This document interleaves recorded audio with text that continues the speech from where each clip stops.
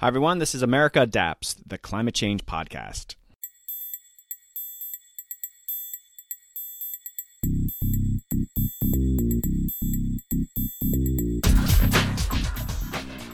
Hi, Adapters. Welcome back to another exciting and very unique episode of America Adapts. In this episode, I'm talking with Arielle Gold, Olympic medal winner from the 2018 Pyeongyang Olympic Games. Arielle came on to share her Olympic stories, her history in snowboarding, and why she's now a spokesperson for Protect Our Winters, which is seeking to mobilize the outdoor community to take action on climate change. Yes, this isn't my typical adaptation guest, but that's what's so exciting. These new voices that are emerging to take on this issue. We also talk about the role of famous athletes taking on climate change and why there have been so few of them. This was a fun episode. How often do you get to mix climate change, the Olympics, and snowboarding? All right, some brief housekeeping. I've mentioned before, but you can now listen to the podcast on Alexa. In my show notes, there's a YouTube video that shows you how to do that. It's not as easy as it sounds. Also, you can now listen to the podcast on Google's new podcast app, Google Podcasts. Welcome to the show, Google. It's about time. And as always, you can listen on Spotify. Also, there's a new climate change themed channel on Roku and Amazon called Climate Monitor. They're now sharing America Adapts episodes on the channel. So yes, you can listen to the podcast on TV. Also take a look at the other awesome content that they have on that channel. You always hear me saying I'm working on some future episode. And it's true, I am always working on some future episode. Adaptation, unfortunately, is a growth industry. So I just want to share that the last couple weeks, it's really been an amazing opportunity for me. I'm working with World Wildlife Fund on another series of episodes. One is about floods. It'll be a 3-part series, and I'm talking with experts around the world. And I'm also doing one on how you integrate adaptation into existing conservation strategies. This is not an easy thing to do. So in the past 2 weeks, I've Skyped with adaptation experts from WWF, from Vietnam, South Africa, Uganda, Mexico, and even Madagascar. And I'm hearing their stories of what it's like to be doing adaptation in those parts of the world. This is an amazing field we're in. And it's critical we share our successes and, well, our failures too. I'm very excited to share these stories from around the world in the not-too-distant future. I feel very lucky to be able to hear from all these different voices in the adaptation universe. Remember, we are all part of this emerging field. It's very sobering, but it's also very exciting, and I hope the podcast continues to be a platform to bring all these things together. Okay, some shout-outs. First off, big shout-out to longtime listener Doc Goodwell, who runs a great climate blog, The Climate Advisor. He's compiled a list of the best climate podcasts, and he did a nice plug for America Adapts. There are quite a few more on his list, so check it out. I have a link in my show notes. I appreciate all the plugs that the podcast gets on social media. Thanks, Kate, for the Twitter plug, and a big thanks to Climate Nexus for regularly plugging the podcast. Speaking of which, Nexus is sponsoring me to visit New Orleans to participate in this super cool bus tour that they are doing to create awareness around climate adaptation and mitigation. I am joining the New Orleans segment of the tour and will be recording with some folks at a couple town hall meetings that they're organizing. So more on that soon. All right, just a reminder. America Adapts is a charitable organization that needs your support. Please consider giving a tax-deductible donation. You can find links to the We Did It donate page in the show notes. I ask this every episode, and the people that are donating, it's been greatly appreciated. Think about it. $5, $10 recurring donation a month. You spend that much on a latte. So how about a little love for America Adapts? Also, if you are interested in sponsoring a specific podcast or having me speak at a public or corporate event, please reach out. I share stories from the podcast, but also my own experiences in adaptation. I've been doing it for a while. You can contact me via the website americaadapts.org. Okay, adapters, buckle up and take your vertigo meds. Let's have a chat with snowboarding champ Arielle Gold. Hey, welcome back, adapters. On today's very exciting episode, I am hosting U.S. Olympic medalist Arielle Gold. It's my first Olympian.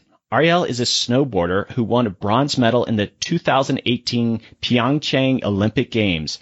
Arielle is on the podcast representing the group Protect Our Winters. Welcome to the podcast, Arielle. It's a real treat to have you on. Thank you so much for having me. I'm excited to be here. First off, we're going to talk about Protect Our Winters, but very interested in what you did as an Olympian too. And I think that can merge really nicely into the work that you're doing with Protect Our Winters. But congrats on winning that bronze medal. I think that's so cool. And where's that medal right now? My medal is actually, as cliche as it sounds, it is sitting in my sock drawer.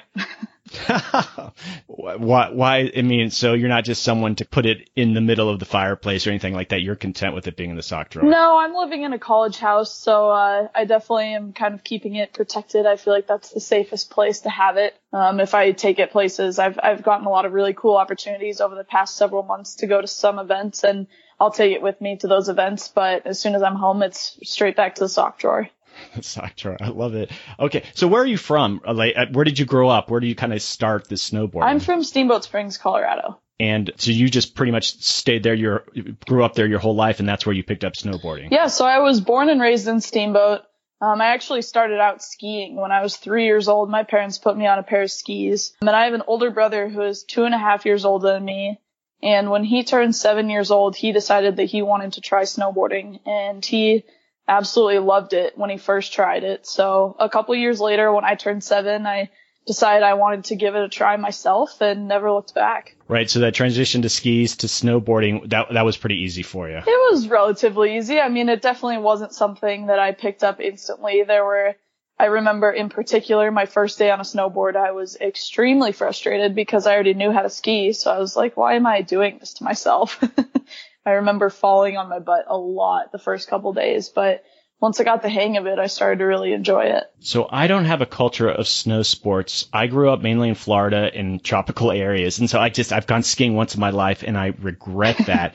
But I mean, truly, I do. My wife doesn't let us ever go to ski vacations, and maybe you can help with that. But would you say snowboarding is more dangerous than skiing, or are there kind of similarities in the danger of either sport? I would say they're really similar. I mean, snowboarding and free skiing have actually come together quite a bit, especially since I started snowboarding. When I first started snowboarding, really the gateway to doing freestyle events such as halfpipe and slopestyle was primarily through snowboarding. It didn't become as popular in skiing until a bit more recently. So I definitely would say in terms of risk, they're both pretty comparable at this point. Just lots of risks. And I'm sure you give your parents heartburn. Do they have a tradition of skiing and snowboarding? Yeah. So my dad actually used to be a professional mogul skier. So that was his big thing that brought him to the mountains. And now they both just ski recreationally, and they love to come to our events. My mom is a little more nervous when she's watching us than my dad is. She has a history of actually going into the porta potty at some events and hiding in the porta potty during our runs. So. Oh, I would be a nervous wreck. I have 2 children, 14 and 9, and I get nervous when they get on a diving board, and you're out there doing these quadruple flips. Yes, I'm sure. So what are you doing right now? I think you're in school right now, right? Yeah, I'm actually currently living in Boulder and taking classes at the University of Colorado. I just finished up a summer online class that I was taking, and I'm actually meeting with my advisor tomorrow to hopefully figure out a fall schedule that's going to work for me. Well, I'm sure being an Olympic medalist keeps you busy in any number of ways. But Boulder, what a fabulous town, one of my favorite cities in the world. So you're very lucky. Yeah, I absolutely love living in Boulder in the summer. This is, I believe, my 3rd summer in a row that I've been living in Boulder, and I absolutely love coming down here. Okay, so I want to jump into a bit of your Olympic experience. You were at the Pyeongyang Olympics, and this was just last year. Could you just kind of describe that process, leading up to it? I guess you had to make the cut as a snowboarder to get to the Olympics, and you did that. But I mean, what were the Olympics like? And, I guess you can't go into too much detail, but what could you sort of describe that? Most of us don't ever go to Olympics. Right. I mean, qualifying for this Olympics was extremely intensive. The qualifying process always is. I was fortunate to actually go through the qualifying process in 2014, and that was actually my first Olympics, was in Sochi, Russia. And I unfortunately got injured in Sochi, didn't really have the conditions that I was hoping for. So obviously coming into this Olympic Games, I was really hoping to kind of get back on the horse and get a little bit of redemption. And just going through the whole process again, having done it before, I knew exactly what to expect, and it just made it that much less stressful for me. Pyeongyang was incredible. They did an amazing job organizing the entire games, just from transportation to the actual venue. The venue was one of the best half pipes I've ever ridden before. So I think it was really kind of the experience that I was hoping my first Olympics would be. So to be able to come back and have another opportunity after kind of having to sit with that frustration for the last 4 years is exactly what I needed. So what were your expectations? Were you just like, okay, I've got to medal, or that's beyond your wildest dreams that you would medal? I mean, I just don't know enough about snowboarding. I was kind of trying to tamper my expectations. I mean, there were some events this season that I rode the best I've ever ridden, and some events that didn't go too great. So, I mean, I worked really hard this year, and that was kind of the biggest thing, is I knew that regardless of how this Olympics went, I just wanted to lay it all out there and do everything that I possibly could to make sure that I don't have any regrets. Just again, congratulations. I'm sure that moment that, we just see on TV, that you're up there on the stage and getting the medals, that must have been very satisfying for you. Yeah, I mean, it was exactly what I needed. I obviously just landing the run that I landed that ended up giving me the bronze medal was a huge accomplishment in itself. It was one of the best runs I've done in my life. And beyond that, it was definitely a pretty crazy experience to actually be standing on the podium, singing the national anthem. That's something that I've dreamed of ever since I started snowboarding. So to have it become reality was one of the best moments of my life. That is so awesome. All right. So I'm going to transition a little bit about climate change. It's like, when's he going to start talking climate change? Another snowboarding question is that you guys, and first off, snowboarding obviously is the coolest sport in the Winter Olympics. I'm sure some people disagree, but it really is. You're lucky in that sense, and they have a great spokesperson. You're a snowboarder. Now, you do all these amazing moves, but I'm just curious, is there a particular move that you would love to do that you just haven't done yet? I'm thinking like triple Lindy. I mean, is there some major move that you would love to do and you're not sure you'll ever do? I would say the biggest move that has kind of been on my mind that I would say I'm relatively close to trying is a double cork of some sort. That's essentially 2 flips. There's a lot of different variations of double corks, and not many women snowboarders have learned how to do them just yet. Tora Bright was the first woman snowboarder to do a double cork in the half pipe. And one of my teammates, Maddie Mastro, actually just learned a double cork this past spring. So without question, women are capable of doing it. And I think that we're going to start seeing a lot more in practice. So if I want to keep up with the curve, I'm definitely going to have to learn one in the near future. And again, you called it a double cork, yes. Right? All right. I'm going to link to a YouTube video of a double cork on my show notes just so people can know exactly what you're talking about. I'm getting nervous just thinking visually in the air. And I'm not like a wimp about things, but you snowboarders, you're different. You got different genes. All right. So you had alluded to how the Pyeongyang Games were hosted. Like, they did a really great job. And I want to kind of merge this into the Sochi Games that in Russia, as you probably, and again, I want you to contrast this, like your involvement now with Protect Our Winters with what you were doing at the time in Russia. But they got a ton of attention leading up to the Olympics that they weren't going to have enough snow, that the climate was just not right for it. And all these things were aligning that, would the Olympics even happen? Did you hear that sort of chatter? Was that something that you were even reading about and thinking about? I definitely was paying some attention to it. I was fortunate to grow up in a household that I kind of had that awareness for climate change, awareness for really just taking care of the planet throughout my childhood. So it's always been something that I've tried to pay attention to. And obviously when I was younger, just trying to do minor things such as recycling, picking up trash if I see it on the streets. So I definitely was paying attention to that. I mean, there's definitely a lot of buzz coming around every Olympics. The bigger stories are more so about the negative things that they're expecting rather than the positives. So it was something that I was definitely thinking about going into that Olympics, but I was trying not to pay too much attention to the buzz, because at a certain point you kind of just have to focus on your event and do whatever you can. I guess even when you arrived there and you're going up to the slopes, was that an issue at all when you're kind of been walking around saying, gosh, there's not much snow or it's slush? Or did they do a pretty good job where you guys were actually competing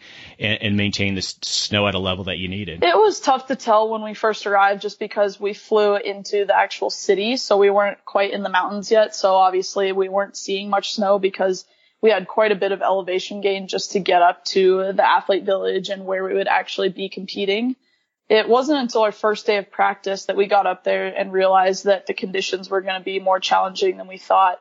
It was actually around 60 degrees for our first day of practice. And I remember going up there and kind of doing the first run through the half pipe. And it felt like a summer half pipe, essentially. When we go and train in like Mount Hood, Oregon, it can be upwards of 60 degrees. And it's an extremely soft consistency that doesn't tend to hold up very well when people ride on it. Now, if you can contrast the Pyeongyang Games versus the Sochi Games, what about climate change? Do you feel, and I guess what you were describing, there's sort of this negative buzz building at Sochi about the snow conditions, but did the Russians even talk about it when you were there? And did the Koreans talk about it? Was it something like an ethic that they were even trying to bring up, or was everything just sort of, we want everything to be perfect, we don't want to talk about anything negative? Yeah, I don't think there were a lot of references to climate change in particular when we were in Sochi. There was definitely an awareness that the conditions were not what they needed to be. They were kind of doing everything that they possibly could to try and preserve what little snow they had, from spraying these blue chemicals on the snow before our practices, using salt as well to kind of help the snow hold up. Really just doing whatever they could to preserve the half pipe in Sochi, which was actually a really stark contrast. My first day in Pyeongchang, actually in the Olympic Village, it was 3 degrees Fahrenheit. So we were running between the dining hall and our dorms because it was so cold outside. So this total roller coaster in conditions and where you're at and everything. Yeah, I would say it's more the inconsistencies. It's not necessarily as much consistently warmer temperatures as just inconsistencies in general within the temperature. I mean, fortunately, the temperature picked up enough in Pyeongchang that it wasn't totally miserable to compete. Although I've definitely talked to a lot of people who were spectating, and they said that they were definitely pretty chilly. I want to get to the work that you're doing with Protect Our Winters. First off, what is Protect Our Winters? Protect Our Winters is an organization that was founded by a professional snowboarder named Jeremy Jones. And essentially, Jeremy, I think, has always had a passion for climate change and really just wanted to use his platform and also encourage other athletes to use their platform to have a positive impact in and around the snowboarding community and the winter sports community in general. So basically what Jeremy did in founding Protect Our Winters is kind of create a material, I guess a structure essentially for athletes to be able to come together and use their platforms to have a positive impact. Being a professional athlete myself, that's always something I've admired other athletes for doing is, using whatever voice they have to have a positive impact, whether it's in their sport or, in the lives of other people. So I was fortunate to be able to find Protect Our Winters, and really they just give me the platform that I need and encourage me to do whatever I can to have my own impact. You said finding them. So you actually reached out to them, or did they reach out to you? I'm just curious on how they sort of even explain what they did, because you said you've had just a lifelong environmental ethic, but yeah, how did that sort of actual meeting occur? I actually ended up reaching out to them. A lot of the women's snowboarders and men's snowboarders that I compete with had been kind of working with Protect Our Winters for several years. Gretchen Bleiler was actually one of the main women's snowboarders who were kind of spearheading that movement. So I remember talking to her quite a bit about it. And, really they've just had kind of an ever-growing presence in the snowboarding community. So it wasn't hard to kind of figure out what I could do to work with them. And they're always extremely excited to bring new people into the Climate Alliance. So it was definitely really easy to kind of jump right into things. Oh, I'm sure they were thrilled to have you interested in what they're doing. I was looking at the list of athletes on it, and yeah, it's quite a diverse group of folks too. Every organization should be blessed to have such spokespeople. And on that note, what do they have you do? You go on podcasts, I get that, but what else are you doing? Yeah, I actually up until this summer, I hadn't done really as much work as I was hoping to. I've been as involved at whatever capacity I've been able to between my crazy schedule and just trying to work around everything, which is what is so great about them, is they're completely understanding when I don't have time to contribute as much as I'd like to. But when I do, they always have new things for me to work on. So one of the things that I actually started out doing with them that I really enjoy doing is speaking at local schools. It's called Hot Planet Cool Athletes. And they essentially reach out to local schools in the Colorado area and have athletes like myself or other professional athletes go to these schools and essentially do an entire presentation to the kids at the schools and just try to get them excited about doing what they can to protect our planet and really just kind of educate them in a way that's, friendly and just gets them excited. Yeah, and so to me, how you deliver the message, I'm sure Protect Our Winters, they have probably some sort of pipeline. I use pipeline of science that they want to present to you in a format that I guess is useful to you as you're communicating to the public. That needs to be sound science, need to be talking about climate change. And so often when you start talking about climate change, it gets negative really quickly. And I'm just curious, as you're communicating with these, even with school groups or just public groups, as you said, I think there's an optimistic spin to it, but what are some of the key messages that you're delivering with Protect Our Winters? Is we might not be able to ski again. Is that one of the messages, or what are you literally saying to folks? Yeah, absolutely. I mean, that's definitely one of the bigger talking points, especially talking to kids in Colorado. You know, they love skiing and snowboarding. So that's something that we tend to kind of lean on pretty heavily, because that really is what brings the connection together for them. You know, Protect Our Winters does a great job putting together PowerPoints that we go off of. So it's actually a visual presentation while we're talking to the kids as well.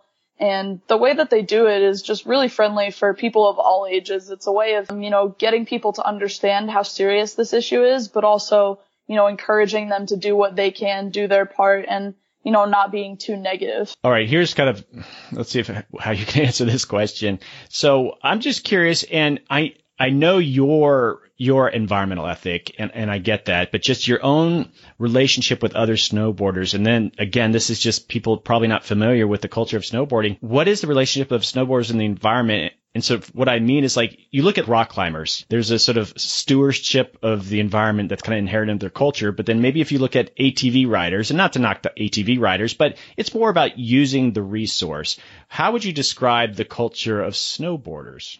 I would say we're a pretty diverse group. I mean, I think everyone in the industry is aware of the fact that we need to take care of the planet. I mean, we rely so heavily on the snow, and we've all done enough traveling to understand that some places are struggling with these temperatures more than others. And I think, you know, all of us have that shared passion for snowboarding and know that we need to do whatever we can to try and be as eco-friendly as possible. I mean, even if it's just, you know, not necessarily even harping as much on the climate change aspect as just really taking care of the planet in general, whether it's, you know, picking up trash and, you know, small things like that you don't necessarily have to be a climate change advocate to believe in living on a cleaner planet. Yeah, very true. What about this, I guess, the ski industry? If you think about just all the mountains where people ski, do you feel like the private side of the equation, have they been involved? Are they partners in what you try to do? I would say so. I mean, I definitely think that it's a shared goal. The ski industry in particular, I would say, is, you know, very inclined to do whatever they can to protect the planet. I mean, like I said, we all thrive on being outside. So even if it's not as climate change based, I think it's just doing whatever's possible to try and be as eco-friendly as possible. There's a lot of resorts that are getting involved, and Protect Our Winters actually does a great job of kind of connecting these people together. So that's why I'm excited to work with them. And I know you're not literally on the staff of Protect Our Winters. And so this podcast, and we chatted a little bit about this before, I do focus a lot on how we adapt to climate change. And do you feel with Protect Our Winters, I know that they're looking at solving there's the bigger issue of, like, we have to deal with climate change or we're going to have these real negative impacts. But no matter what we do, there's going to be some warming in and we're going to have to adapt to it. Has that been any of the conversations you've had with Protect Our Winters or the information that they want you to share with the public? Yeah, I mean, I think that that's definitely part of their mission statement. I mean, with where we're at right now, I don't think, obviously, like you said, it's not necessarily that we're going to be able to reverse the impacts that we've had as much as ideally try and slow them and stop them from getting any further along. And I mean, I think Protect Our Winters is totally aware of that. And, you know, right now they're more so about just trying to offset all of our footprints more so than reverse the whole equation. I would say, you know, for someone like me who I travel constantly, so that's something that I'm completely aware of, is my ecological footprint I know is larger than others just because of the amount of traveling that I do. So one of the things that I try and communicate with them about is, you know, different ways of kind of making transportation more eco-friendly, and really just trying to offset my own carbon footprint is kind of one of my biggest goals with them, because I'm aware that I'm doing it just as much as others. And I think that that's kind of what they're more about, is just getting people to recognize their own carbon footprint and do whatever possible to offset it as much as they can. Well, I want to keep encouraging you to travel as much as often. I know the whole issue of the carbon footprint of people, especially prominent people like you who are out there. If they I guess the logic behind it is like they just want you to stay home and not go out there and promote your mission. And that's not doing anyone good on the climate change side. And this is sort of a bigger conversation that's happening in the environmental movement is just, I totally agree. If they can mitigate your carbon footprint, great. But some people are like, you shouldn't travel at all. And I totally disagree with that. You could just go in your closet and not have any influence whatsoever. Right. And I'm totally on my soapbox right now. But I mean, there's this notion of like, you shouldn't travel. Well, some people need to travel and we just have to live with that right now. Right. Yeah, I mean, I think really what they're focusing on is just bringing awareness in general. That's the biggest thing. I mean, especially for someone like me who up until this summer, I really didn't have a whole lot of experience speaking to this stuff. And it's still a complete learning process for me. So, I try not to go out there and preach to people that they need to stop doing the things that they love to offset their footprint. It's more so about just finding a way to compromise and do what they can and just having more awareness than maybe they might have once had. All right, this might be sort of an odd question too, but looking at your experience with Protect Our Winter, and you've probably learned a bunch, and just the people that you've met and what the information that they give you, if you could go back and do anything different at either of the previous Olympics, Korea or Russia, knowing what you know now with Protect Our Winters, I mean, I know you have to have your kind of game face on when you're snowboarding, but would you have done anything different? Would you have tried to do outreach? And I'm putting you on the spot here, but you've probably come a long way since those games. And would you do anything different? I think I would have just tried to be more proactive, really just leading up to my first Olympics. Although I was aware of it, I wasn't necessarily as involved as I wanted to be. I think I may have actually joined the Climate Change Alliance before my first Olympics, but really wasn't involved to any capacity. And, my first Olympics, seeing the conditions in Sochi is really what kind of lit the fire. So I think if anything, it would just be kind of getting more active earlier and also just educating myself more. And that's still something that a lot of times I spend time thinking about, especially with some of these bigger opportunities that I've had, is just that I need to continue educating myself on this sort of stuff because, although I do what I can in practice and, just try and obviously offset whatever footprint I have, I know that there's also a lot that I can improve on, even just in terms of speaking to climate change, because it obviously still is a really controversial issue. And I just really want to be as knowledgeable as possible when I'm speaking about it.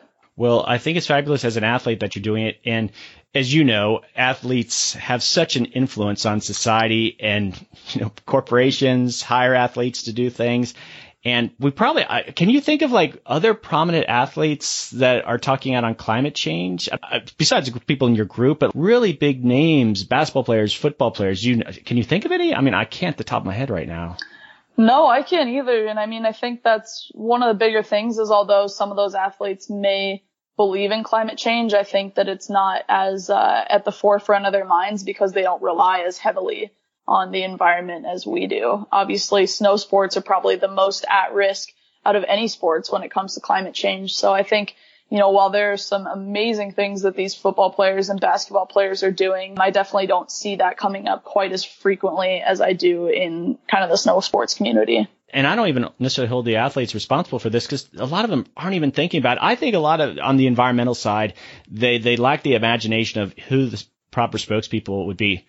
I lived in Australia for a few years, and this was like 15 years ago, and there was like this big billboard, and rugby is huge over there, and these professional rugby players were on this billboard, and it was something related to like reducing your carbon footprint, and I was just dumbfounded. It was like rugby players. It was doing a climate change related sort of promotion, and right.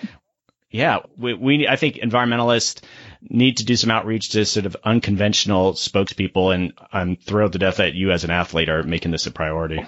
Yeah, I mean, actually, now that I'm thinking on it, the one athlete that I have met who is not involved in the snow sports community, who is a huge advocate, her name is Mary Harvey. She's a former professional soccer player, and she actually won an Olympic gold medal, and she's since retired. But I actually did a talk with her at a CU Boulder climate change conference. It was actually through the Pac-12. It was just on CU's campus. And that was around a month ago. And she is super passionate about climate change. So it was really cool to see because she had done a lot of traveling. So she shared similar experiences to me in the sense of seeing all these different places and how they've been affected. But obviously it didn't affect her sport nearly as much as it's affected mine. So it's cool that she still has so much awareness for that. Yeah, the more the better on that. And it would be great if you just think of the superstars like a Serena Williams or Tom Brady, totally unrelated with their sports, but they just say, you know what, climate change is this massive issue, and let's start dealing with, you know what, we need to start thinking about it. I think environmentalists have kind of written those folks off as being spokespeople, and I think we need to rethink those kind of things because, not to knock Al Gore. Al Gore's been a hero of mine, but, he doesn't capture a lot of young people's imaginations like some of these athletes do. Yeah, I totally agree. I mean, there's definitely a disconnect with younger people and politics in general. Even I am still a bit more disconnected than I probably should be, but I really do think that sports bring people together, and some of these higher profile athletes, I mean, unfortunately, the snow sports community isn't quite as high level, or I guess quite as talked about as other sports such as football. Obviously, everybody knows who Tom Brady is, but not as many people know who Shaun White is. And Shaun White's the highest profile professional snowboarder that there is. So I definitely think to get some of these upper level athletes in other sports would obviously be huge. And I definitely think that there is a way to get them involved. I think, they don't really have as much of a platform as we do because it isn't as big of a concern in, football as it is in snowboarding. So we're just fortunate to have a group like Protect Our Winters who really brings us together. Well, listen, I'm not in no sports, but I know who Shaun is, right? He's a superstar. So yeah, yep. If he gets out in front of an issue, then that's fabulous. All right. I just have a few more questions for you. Now, for people listening to you here and wanting to learn more about Protect Our Winters, what sort of advice would you have for them? They're not all necessarily going to see you speak on these issues, but is there anything that they can do to engage? Or there resources on, I guess, websites that would be useful for people? Yeah, so Protect Our Winters actually has a website. They are at protectourwinters.org, and their website is great because it has tons of resources. They actually literally have a button that says take action. So you can click that button on their website. And there's a lot of different ways that they encourage people to contribute. And some of them are as simple as calling or messaging your governor or someone who's in a position of power in your area. And different stuff like that is really what's important, especially with kind of the elections that are going on throughout the states right now. I think that's kind of what they're really focusing on, is just trying to get people to educate themselves as much as possible and vote accordingly. And what about you? So I go to conferences and, scientific conferences, and the organizers feel obligated to, not to knock all the keynote speakers, but a lot of times they're just a scientist that isn't actually very interesting, but doing important work. But what if they want to recruit someone like you? You would be sort of a non-traditional person to speak at a big science conference. Are you up for that? And how would they go about doing that?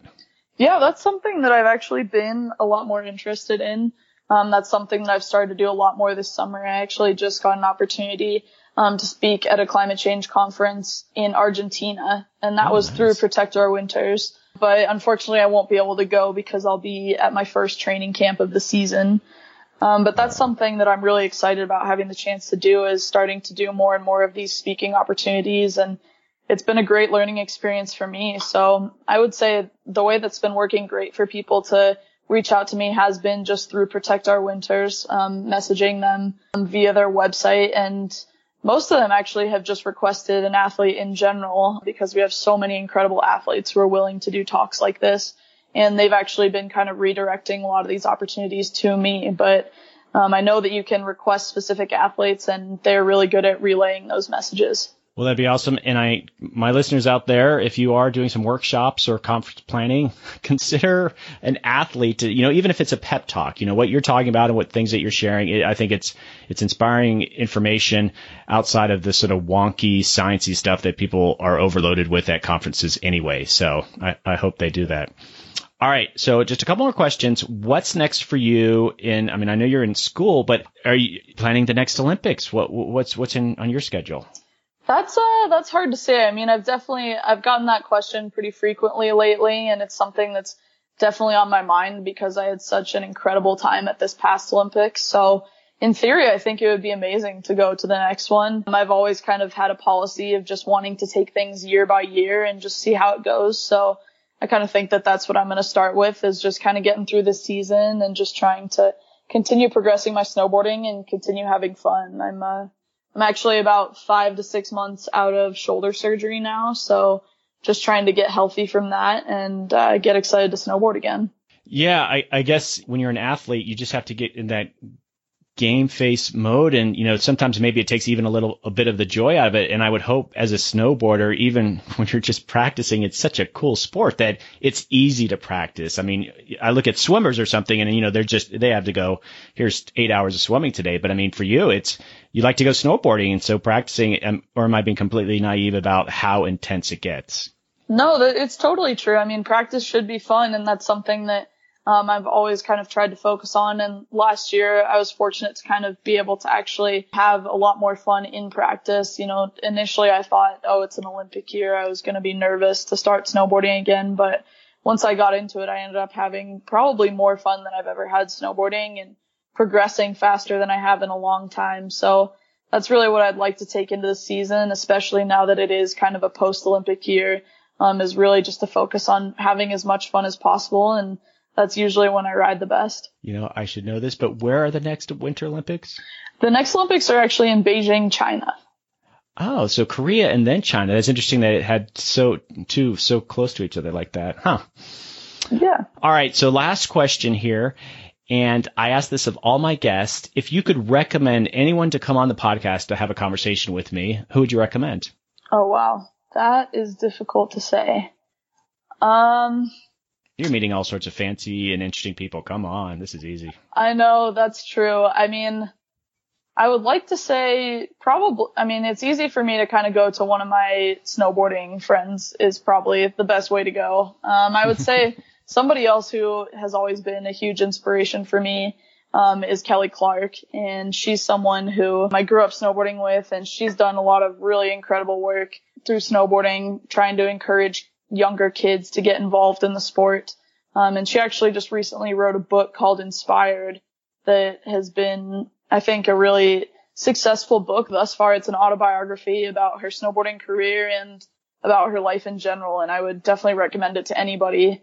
But she's just one of the most inspirational people in my life right now. So I think that she would be a really cool guest to have on.